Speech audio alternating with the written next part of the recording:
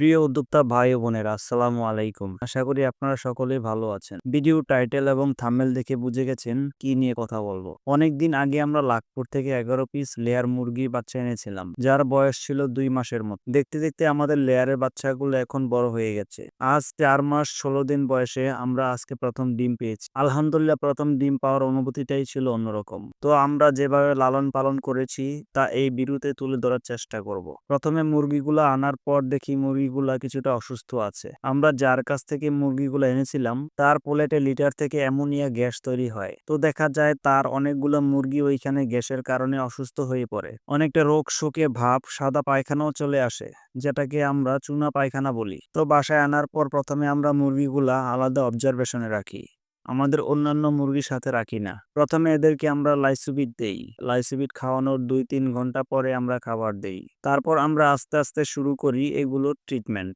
প্রথমে স্মার্ট নামক একটা ড্রপ আছে, ওই ড্রপটা থেকে আমরা 2 ফুটা করে খাইয়ে দিই। ওই ড্রপটা আসলে অনেকগুলো রোগের কাজ করে থাকে, তার মধ্যে অন্যতম হচ্ছে চুনা পায়খানা, রানীক্ষেত, তারপর বসন্তের জন্য খুব ভালো কাজ করে। এই ড্রপটার ফুল কোর্স আমরা কমপ্লিট করি 3 দিন।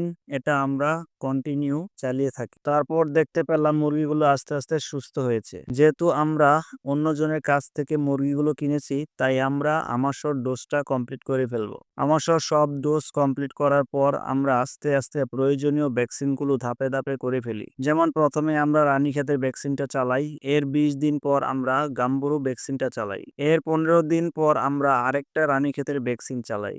এই হলো আমাদের ফুল ভ্যাকসিনের তালিকা। আর আমাদের এখানে ভিটামিনের ভূমিকা অনেক। এখানে জিঙ্ক, ক্যালসিয়াম এবং মাল্টিভিটামিন ব্যবহার করি যেন মুরগির ওজন সঠিক থাকে এবং রোগ প্রতিরোধ ক্ষমতা বৃদ্ধি পায়। আপনারা লেয়ার মুরগির পালার ক্ষেত্রে অবশ্যই লক্ষ্য রাখবেন যেন লেয়ার মুরগির লিটারের উপর যেন কোনো রকম গ্যাস তৈরি না হয়। কিছুদিন পর পর লিটার দেখে চেক করে পরিবর্তন করে দিবেন।